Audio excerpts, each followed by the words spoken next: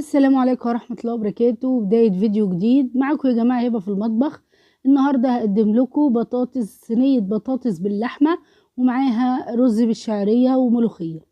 اول حاجة يا جماعة بتقطعي البصل شرايح، وكمان هنا هوت انا مقشرة حوالي 5 فصوص توم وطماطمتين ومعاهم فلفلاية، والتوابل بتاعتنا ملح فلفل كمون شطة بابريكا كزبرة ناشفة توابل لحمة.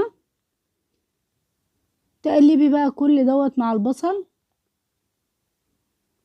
ماشي. وبعد كده اهوت انا هنا اهوت قطعت شفشق طماطم وضفت عليه التوم، هضربهم مع بعض كويس. وهنا كنت سلقه اللحمه. هنا البطاطس برضو مقطعاها شرايح بس تخينه شويه، بنزل بيها على البصله اللي انا متبلاها بالتوابل اللي قلتلكوا عليها، وكمان الطماطم والفلفل، وبقلبهم كويس جدا مع بعض.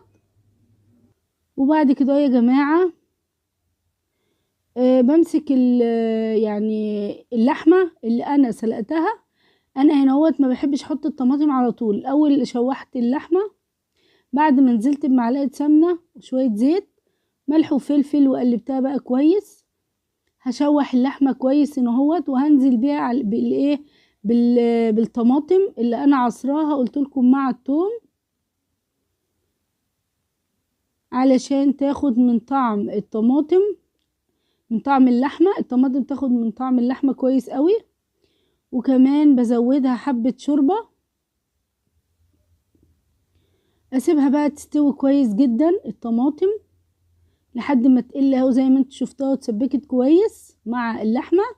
بروح بقى هنا اهوت جايبة الخضار اللي انا كنت عاملاه اللي هو البطاطس والبصل والطماطم والفلفل، وضفت عليه الصلصة بعد ما تسبكت، وبرضو بسيبها على النار وبغطيها لحد ما تبدأ تتسبك كويس برضو على النار وتستوي نص تسوية.